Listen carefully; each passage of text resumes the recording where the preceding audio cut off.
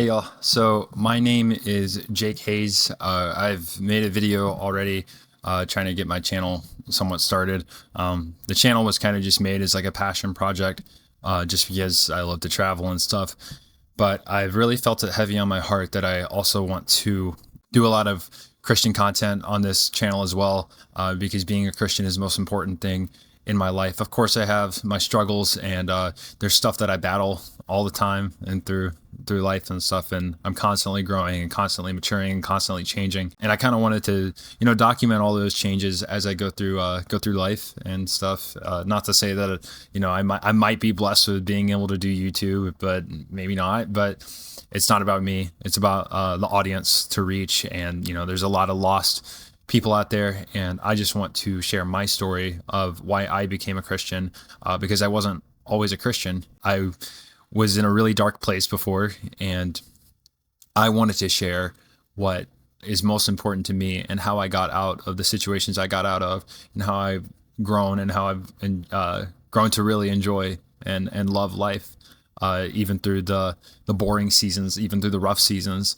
I deem my life worth living now, and Christ is to thank for that. So I felt it really heavy on my heart recently to share my testimony and share where I've come from, and just kind of share the stories of how I became the person that I am today. Not to say that I'm perfect by any stretch, of course, but just to show how much I've grown and what Christ has brought me through. So I grew up Southern Baptist, really strict church kind of setting. Southern Baptist churches here, Deep South Bible Belt. Those kind of churches are typically, not to generalize, but full of old people and people that are kind of stuck in their ways a little bit. Worship was always really strict. I remember everybody was, really reverent. And I think there's something beautiful in that. Of course, worship for me nowadays is, it feels more like a celebration, like he only saved your life. Like, raise your hands and dance and do whatever you need to do to show your appreciation for that. But I also think there is something beautiful about the reverent kind of worship. But just to kind of set the setting there, it was very rigid, organ, piano, and backing vocals, and that was basically it. And it was very rare to see somebody with their hands up. I remember one guy growing up, one guy up front that would always do that. But for the most part, everybody was really stiff and reverent, which again is like, there is some beauty in that because God deserves to be revered. But, just not a very lively place, I'll say. But at the very least, I was raised in a church setting, because that's pretty common to be raised in church when you're raised in the South. I had divorced parents for as long as I can remember. My mom and dad split when I was 2 years old, and that's all I've ever known is living in a divorced parent kind of setting. Of course, I'm not going to go into like divulge the reasons as to why they divorced or anything, but I just, some of my earliest memories from when I was 4 years old would be spending the week at my mom's house, and then we'd go over and spend time with my dad. Me and my sister, we'd go and spend time with our dad. And for the first couple years that after the divorce, he was broke. He didn't have anywhere to go. We'd sleep out of hotel rooms, bounce off, a friend's couch and stay at their place or something. So he didn't have a stable home setting. As well with my dad. And of course, this kind of got worse as time went on. And I can already tell that, like, if there's people from like my dad's side of the family that end up watching this, I can already tell that there's might be like, some discourse that comes from this. But like, I don't care. Like, ultimately, me and my sister were the ones that lived through this, and I can tell my story with full honesty, and nobody convinced me to share this story any kind of way. But my dad was it was an on and off switch with him. And I don't blame my dad for anything, because I know my dad had a lot of mental health struggles that he struggled with. He was diagnosed bipolar and never took his meds. And you'd catch him on a certain week, come over on a particular weekend, and he'd be great and lively and the best dad in the world. We'd go to Six Flags, and he'd, take us to the fair, and we'd go get Sonic in the middle of the night. Like, it was awesome. Best experiences with my dad ever. And then there'd be some times where we didn't leave the house. He didn't want to leave the house. He was depressed, and then he'd take anger out on us, whether it be physically or mentally or verbally or whatever the case may be. And, I don't want to say that I was just like crazily, horribly abused, but there was a semblance of abuse there with my dad, where I was, mistreated. I remember one time when I was younger, my dad had always talked about the military. Like that's all he ever wanted to do. As his biggest regret in life was never joining the military. And we came from a very military focused family on my dad's side. And my cousins were all in the military. My uncles are in the military. And my dad was the only one that never joined. So he really expressed how much he regretted that decision. And I thought when I was like 8 years old, to make him proud, I wanted to tell him that I wanted to be a Marine and be a Navy SEAL or something like that. And, I guess I caught him on a bad weekend, and he goes, okay, let's start your training right now. We went out to the pool, and he held my neck underwater for probably like 2 minutes. I was under there for a while. I was kicking and screaming and trying to get out. I couldn't breathe. But I guess I just caught him on a certain week. And, the abuse wasn't just towards me, it was towards my sister as well. And, I'm not going to divulge anything that my sister went through because that's her story to tell. Just to say that the relationship with my dad was really iffy on if I would catch him being a good dad or a bad dad. And then he ends up having a car wreck, and it just kind of, I don't know how, but it just kind of made his mental health state like even worse and made him deteriorate even further.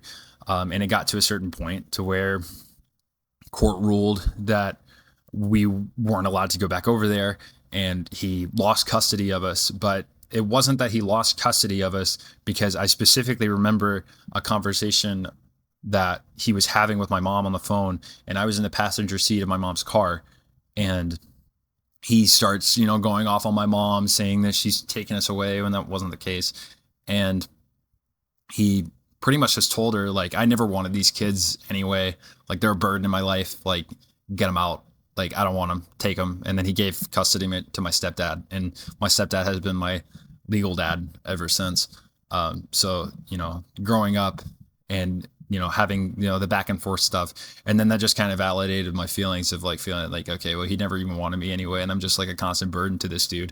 All that to say, I had a very warped perspective of what a dad should be and didn't feel wanted by my own dad. Not to mention that when I was in school, I just kind of, I don't know, I always felt different from everybody else. And I always felt like there was never really a niche that I could fit in. And there was never a specific group that I was catered to and that I, kind of meshed in with. Everybody at my school kind of fit certain demographics, and you were either, you came from money, and I definitely didn't. And you kind of gained your popularity off being like rich, or, you were a big jock, and I was never that. I like basketball, but I mean, and I watch sports. I'm not good at them. So it was always hard to fit in with the jock kind of crowd. I ended up playing football just because it's what everybody else did, and I wanted somewhere to fit in, and I wasn't good at it, but I played just because I wanted to have some sort of camaraderie with somebody and have some sort of friendship with somebody. And I couldn't fit in with hunting is really big down here, and I couldn't really fit in with the duck hunters and the deer hunters, and I tried to, and I don't know what I'm talking about when it comes to that kind of stuff. So couldn't fit in there either. And I didn't want to go hang out with the dorks and the nerds like I probably should have, because I am a dork and a nerd, but I kind of couldn't do that because they were dorks and nerds, and I didn't want to go to that group.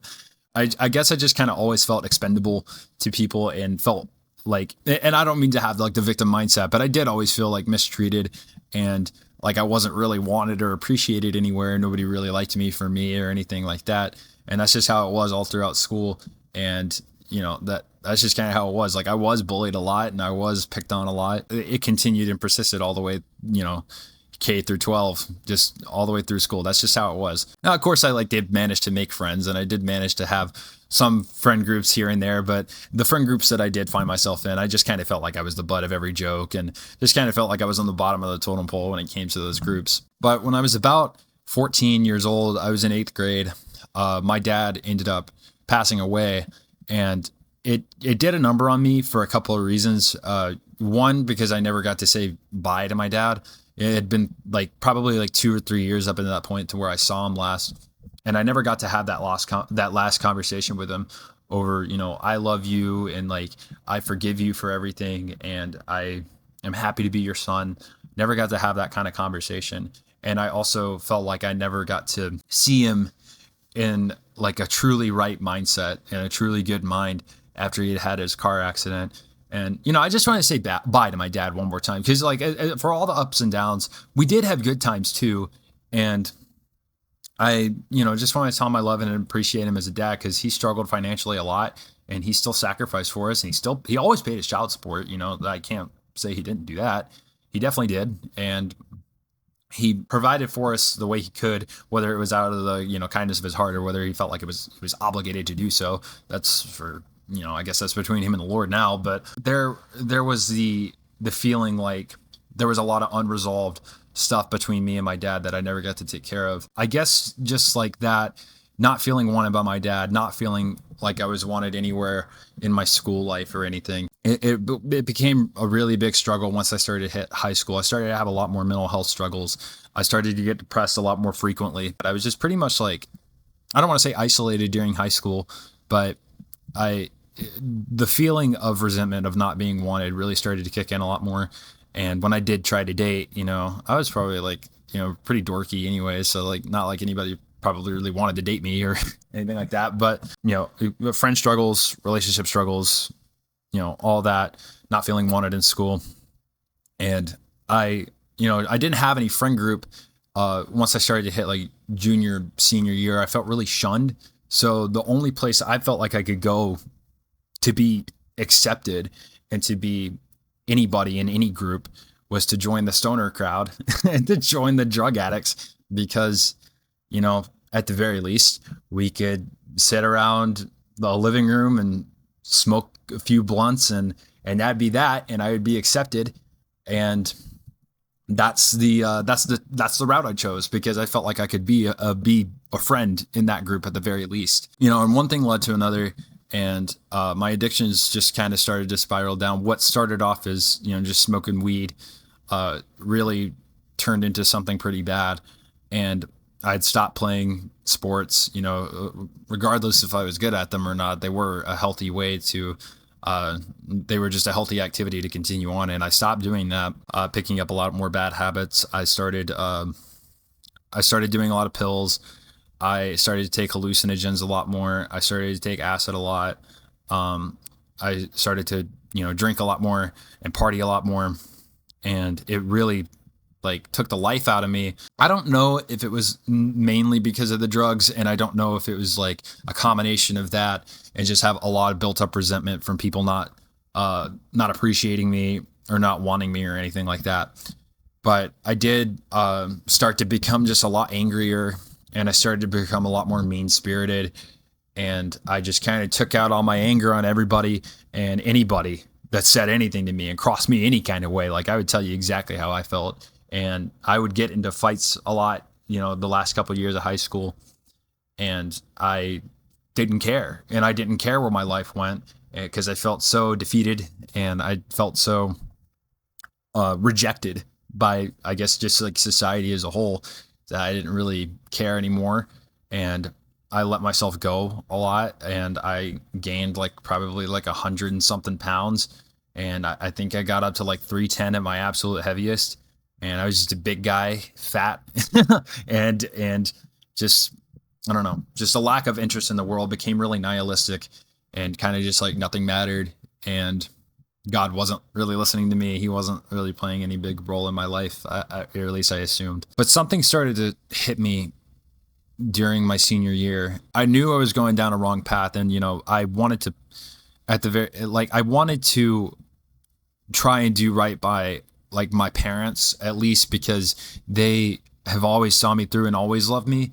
My mom and my stepdad have always loved me and saw me through a bunch of struggles, and they've always helped me in any way they can. And I wanted to try and at least get a hold of my addiction for their sake. And of course, like, I didn't want to be a failure in life, and I didn't want to go down any dark path, and they didn't want that for me either. So I started to make these plans of losing all the weight that I gained and stopping my drug addiction and turning over a new leaf and trying to start over. And the whole idea of going to the military was just to kind of please my dad, who was no longer around, but just to kind of like have him just to kind of have him live through me and like honor his memory. I wanted to go to the Air Force because that's something he always wanted to do. And that's something that he always expressed to me as a kid, is that like that's his biggest regret.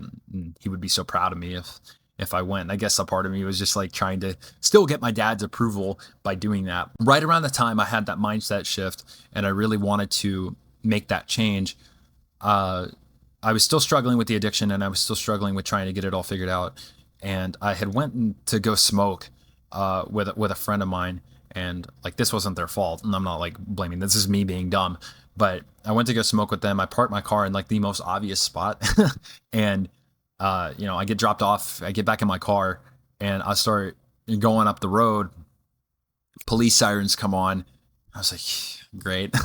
So I had a bunch of stuff in my car. I had a bunch of, weed. I had a bunch of pills in my car, and a cop pulls me over. Clearly he can tell I'm super, super high. He handcuffs me, throws me in the back of the cop car. And this is probably the first time that I've ever like sincerely prayed in like probably my life, honestly.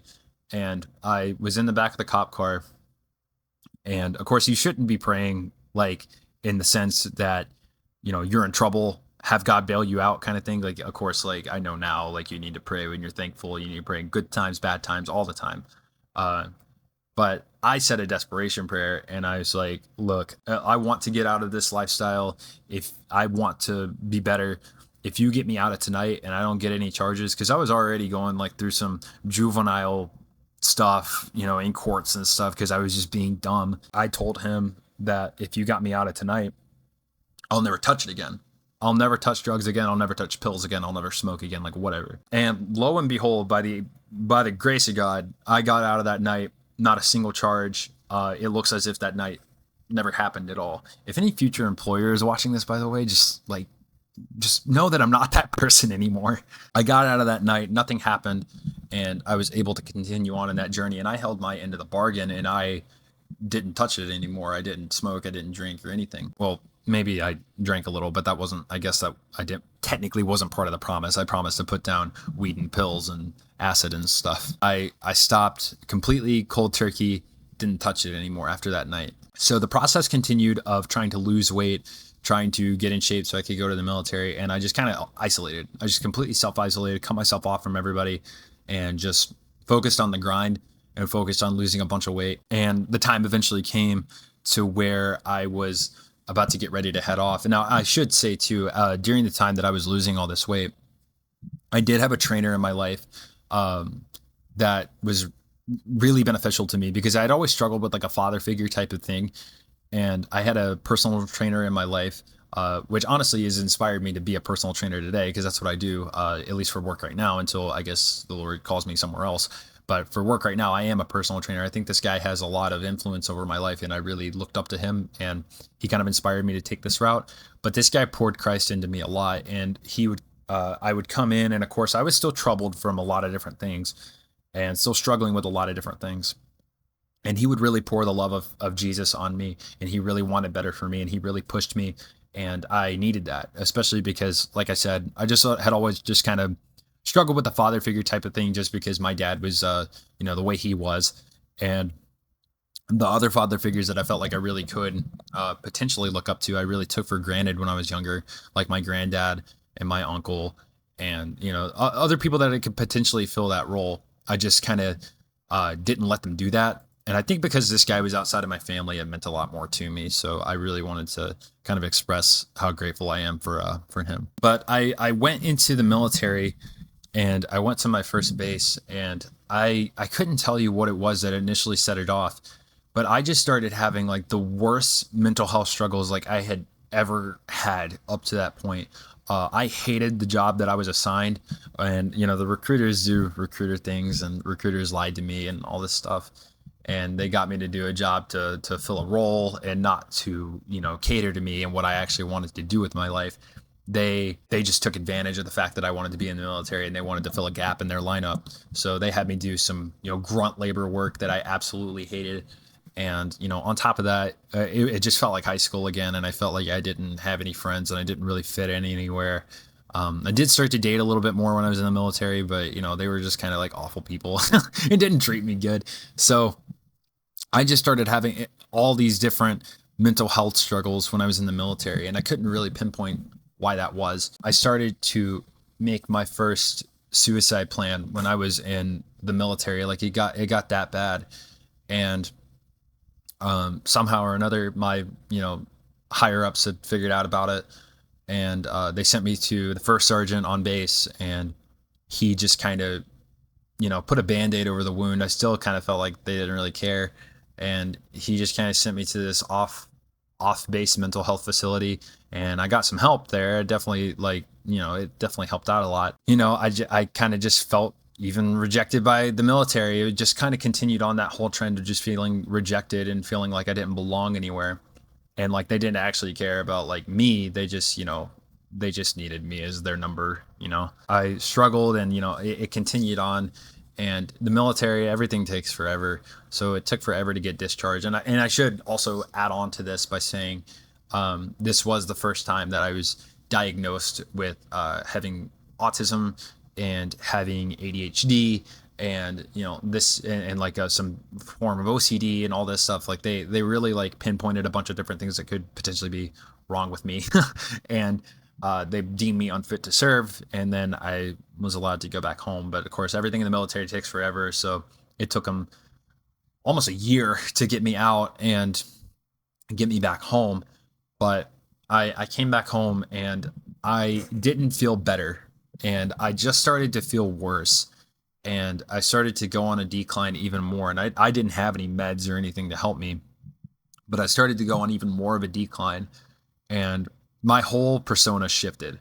And I mean, honestly, I don't really know what my persona really was when I was like before the military and during the military. But when I got home, my persona shifted to like this really emo, like really emo goth vibe. And that's what I wanted to be. And that's what I felt like was truly me, and like all this. And like, I started, my whole aesthetic was like skulls and wearing all black and painting my nails and wearing black beanies and upside down crosses and all that. And that's just like the kind of dude I was at the time. And I listened to really demonic music and really just kind of put a middle finger to this guy and went on with my life.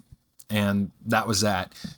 Now, I did start to date more when I got home. This is probably the time that I really started to take dating like pretty seriously. And something about me that has like, this has just always been the case. Like, I don't know what it was. Like, everybody has like their aspirations in life, like what they want to be, what they want to do when they grow up. I always wanted to be a husband and a dad. I don't know why, but that's just like, that's always what I wanted to do. I was always wanted to have a loving family and a loving wife, and, love all my kids. I wanted to start pursuing that dream. But at first, especially with like the whole vibe I was setting off, nobody was a good option. And I started dating, drug addict girls and, atheist girls and, goths. And that was what I was into. What you believed did not matter if you accepted me and loved me like I was cool. I dated a bunch of really not so great individuals. Hopefully they're not watching this, but if they are, like, maybe you changed. Who knows? And grace to you. I really didn't date very good people, and I was on Tinder one night, and this is probably about like April of 2020. There was this girl that caught my eye, and I couldn't tell you why, because she was so far removed from my type. She was a cute little blonde girl, and I was into goth girls with black hair, purple hair, and just like the Billie Eilish type. And that's what I liked. And I liked all the spiky chokers and, black mascara. That's what I was into. And she was just so different from all that. But I couldn't tell you why. I just started to really take this liking to her. And I thought she was so cute. And well, actually, what I did was she had her Instagram and her Tinder bio. And I DM'd her first because I was like, I have to match with this girl. So I DM'd her. I was like, oh, you're like so cute. And she messaged me back like right away. And then I got back on Tinder, swiped, and then we matched, and whatever. So we ended up we talked for a little bit, and I could see how different she was from everybody else that I was dating up to that point. Because all the girls I was dating had a terrible head on their shoulders, did not care about the Lord, and were just all around lost. And this girl was smart, and she loved the Lord. Like, that was her defining trait. Was God meant the world to her. And she took a liking to me for I mean, I don't know why, but she took this liking to me, and we started to talk and we started to date, and she really just poured Jesus into me, and she really taught me a lot, and she really discipled me, and like, I genuinely feel like she wanted to see me do better, and it worked and it helped, and I completely fell in love with this girl because I felt like she not only accepted me, but she loved me enough to see me change for the better, and that meant so much to me at the time, and it still means a lot to me. But it impacted my heart in a really special way back then. And this is the part that I really want to get right, because I have bitterly told this part of my testimony before, and it's been wrong, and I repent of that, and I want to set the record straight. When me and her broke up, it was not her fault, and I was too much, and I had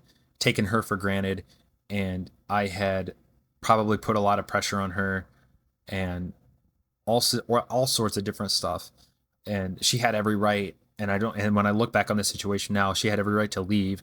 She had every right to deny me and walk away from the situation. But I didn't take it that way, and I took it like I was being abandoned, like for the 90th time. What was already a bad self image and what was already a bad self worth issue became substantially worse because I felt like I lost someone that could potentially be the love of my life because I wasn't good enough.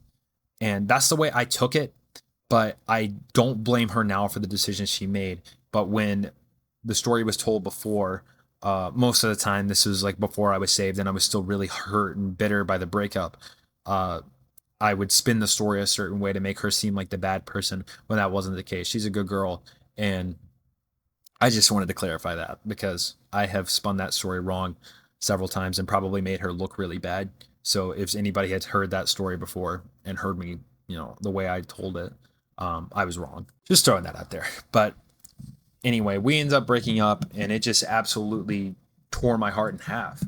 I was already depressed before, and it just got a whole lot worse. And I blamed it all on her, and I blamed it especially all on God. And I just remember every morning waking up and feeling like my chest was just hollow and feeling like my heart was just completely void and just completely empty. And the only emotion I could feel was depression and just grief and sadness. And it sounds ridiculous to say this and like just be like, how is this all spun on by a breakup when you didn't even date that long? But it was. And I think it's more just a combination of everything that I had said up to this point, and then like that on top of it. I think it just made me hit some sort of breaking point, and my depression just skyrocketed and my self-worth sank, and I felt so useless and so hideous and so just like in every way, like I felt like I was gross and unlovable physically, unlovable mentally. I just woke up every day not wanting to be here anymore, and I woke up every day just hoping that this night when I go to sleep, I don't wake up the next day. And I just would go to work, come home, and like just weep. Like that's all I did. And it was a miserable existence. And of course, this was right in the middle of COVID too. So like the pandemic situation certainly didn't help. I couldn't get out, couldn't get out and go socialize even if I wanted to, because I was just locked up in quarantine the whole time. So it just made the whole situation so bad. Now, with that being said about the quarantine, I do really miss the NBA bubble. I just want to throw that out there too. The NBA bubble was awesome, but it just got really bad, and I started to make suicide plans again, and I started to just kind of formulate these different plans again on how I was gonna end my life. And a couple of times it got really close, and it got really close to being followed through. And I thank God I'm still here. But there were a couple times where it really looked like that night was going to be my very last one. Not to get too graphic on what the situations were, how they looked, but it was not pretty. And I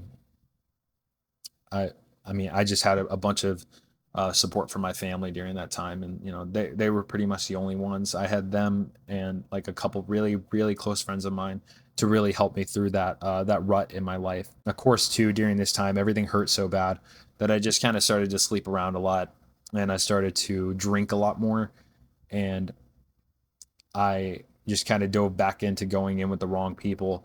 but the sex for me was just to kind of feel wanted in some physical way. And it's like, I don't even care about the relationship part. Like, I just want you to want me like that, and this is just I just felt like it was a recurring theme of just not feeling loved or appreciated in any way. And that's why I started to sleep around a lot more. I continued on during that state, and eventually it got to this point to where I was so pissed off at God, and I felt like he was just this big bully in my life, and I felt like he took away uh, something in my life that I deemed so important and something that helped me out so much. And I just let him have it. I told him everything I wanted to say. I really poured my heart out in a very negative way, and I said a bunch of stuff that I should not have said. Cursed his name, absolutely just tore his name to shreds. And you know, again, if one middle finger was up to the sky before this, now two were, and probably my middle toe and my other middle toe. Like, I was mad at God, and said a lot of stuff that, I mean, I wouldn't forgive myself for, if so, or I wouldn't forgive anybody else for saying that to me. He's awesome and merciful, and he does forgive me for saying those things. But I was in that place and cursed him out. And then later that night, I don't know why, but I really was like, I just need to watch a sermon. And I was not watching sermons up to that point, and I, didn't care anymore. I would pray, but it would be like prayers to have her come back or to send me somebody else that can love me better or something like that. I wasn't praying like for him to love me better. But it's not like he can love me better, because he loves me as much as he possibly can anyway. But you get what I'm saying, is like, I wasn't seeking him. I was seeking validation through a relationship. But for some reason, I was just like, I've absolutely got to watch a sermon right now. And I looked up this sermon called Soulmates. And I think I, like, going into it, I was wanting to be told that I'm right. And I wanted to be told that, because I really felt like that girl was it. I thought she was the one. And I think I wanted to have that validation that I was right the whole time, and that she let a good one go and all. I was terrible. I was awful. But I wanted the confirmation that I was the good one and she was the bad one. She let a good thing go. We really were soulmates and whatever. But it didn't do that, and it did not validate anything within me. It convicted me very much, and it made me really start to think. I was still pissed off, but I really started to think a lot more. And then the next day when I went into work, I was like, okay, like, I could be wrong about this, and like, who knows, even if I believe what I'm being told right now, who even knows if I believe what I'm about to say. But I'm going to choose to believe that you're good and you love me and you're not a bully and that you want good for my life. And I mean, instantly, when those words left my lips, I collapsed in the middle of the work parking lot. And I just began to, like, that was the hardest I've ever cried in my life. And this was after a breakup. This was after all the stuff with my dad. This is all the stuff after school, all the suicide plans and everything. I had never wept so hard in my life, but it was for all the right reasons. And I had just never felt so loved and so fulfilled and so wanted and appreciated. And it just felt like the biggest, warmest hug. And thinking about it now makes my heart just like want to explode. But I had never felt so much. Just it was love in its purest form. And from that day forward, I was saved and I became a Christian. And I started to get rid of my demonic persona. I started to get rid of the demonic music I was listening to. I, stopped drinking so much. I stopped sleeping around, and everything really started to shift in my life for the better, for sure. And I had worked through the forgiveness of forgiving the girl that was in my life before. And I had really started to work through the forgiveness of forgiving my dad and the people at school and everything. And I worked through that, and I felt a lot better, for sure. Then eventually this time came where God kind of told me that it was time to move. It was time to get out of my hometown and move closer to Nashville.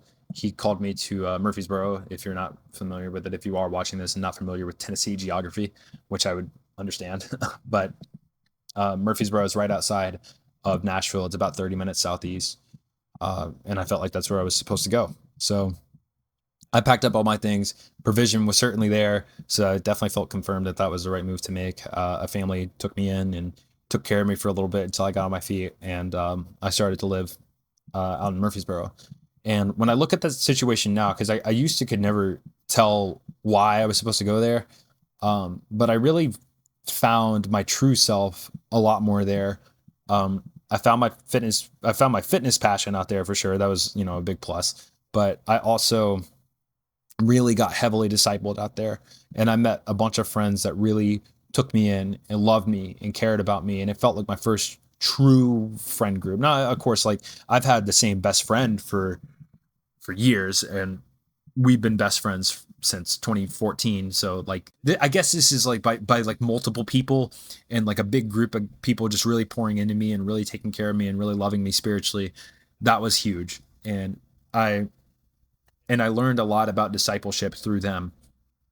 And also, um, because of the way they discipled me, I'm able to disciple others now. So that's to me, that's the biggest reason as to why I moved out there. Now, when I look back on it and see how like the Lord had planned that out, I had the best time of my life. Living in Murfreesboro was the absolute best.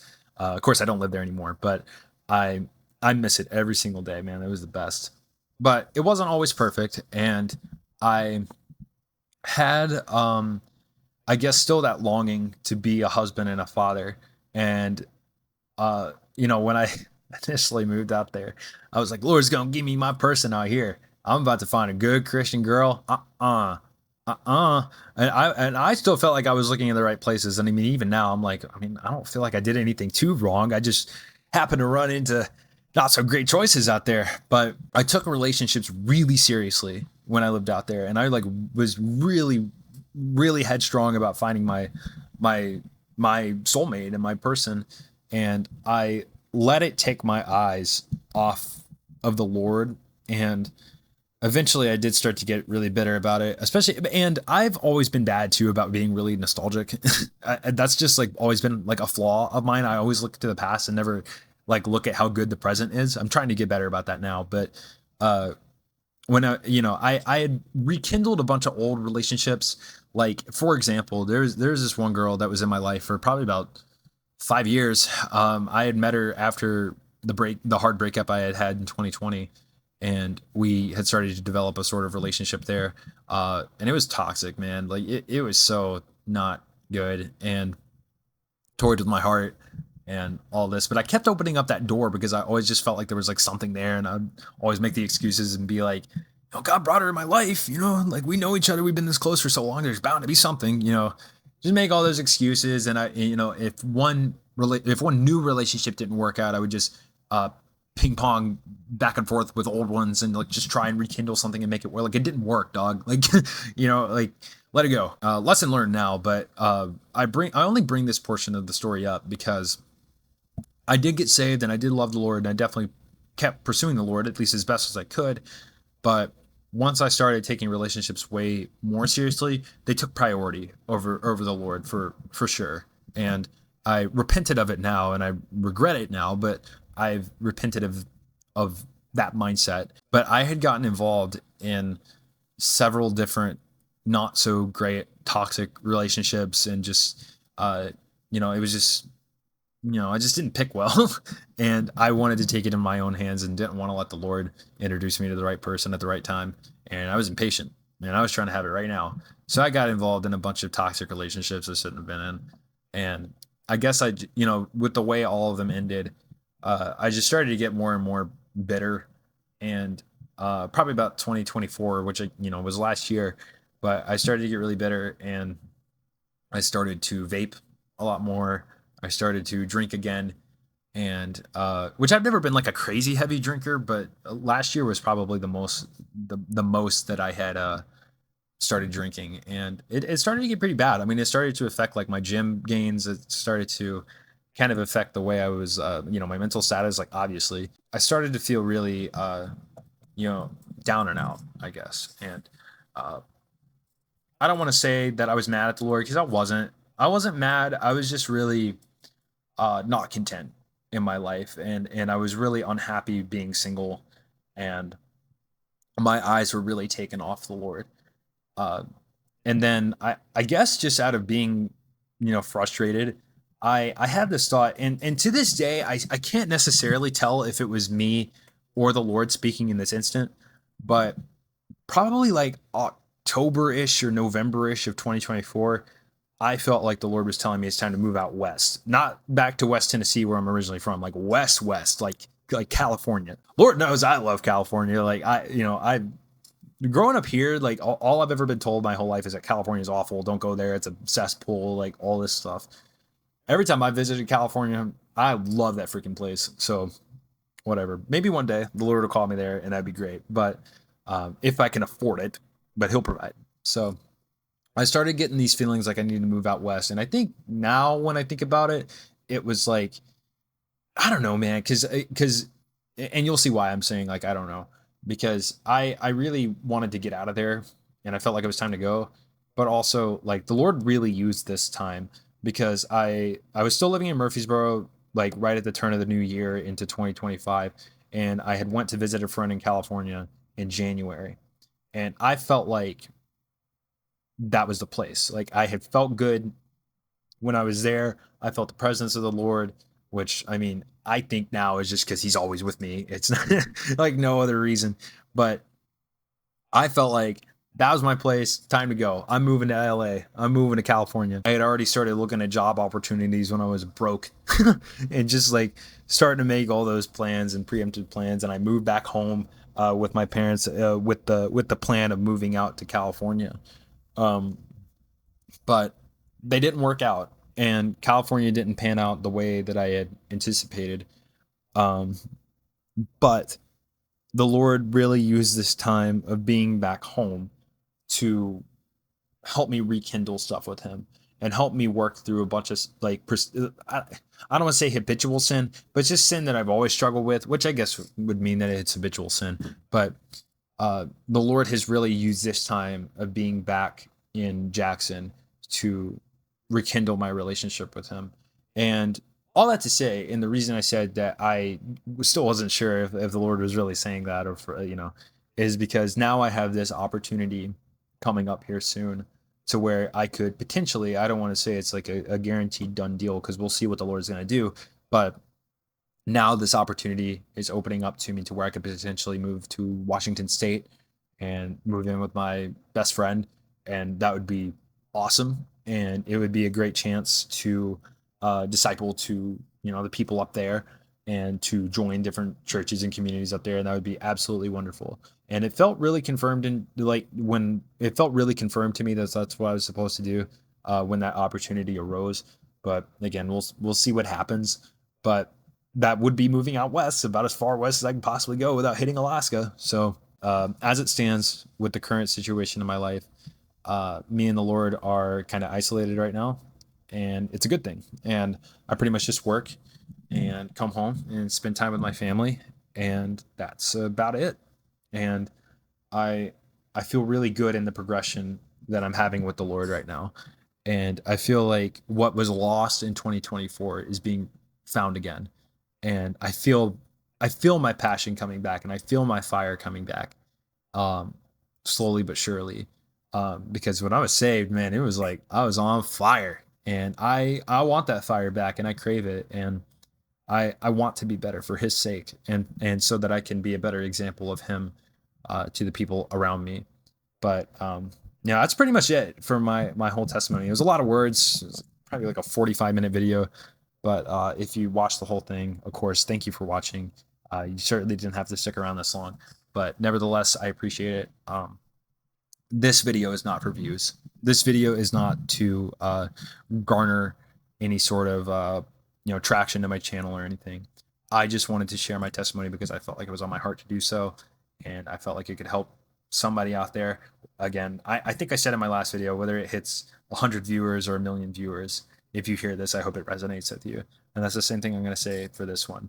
My goal is to not get subscribers. My goal is to help lost souls meet the King of Kings. So if you stuck around this long, thank you so much. Thank you for listening. My name is Jake. Again, I love the Lord, and I'll see you later.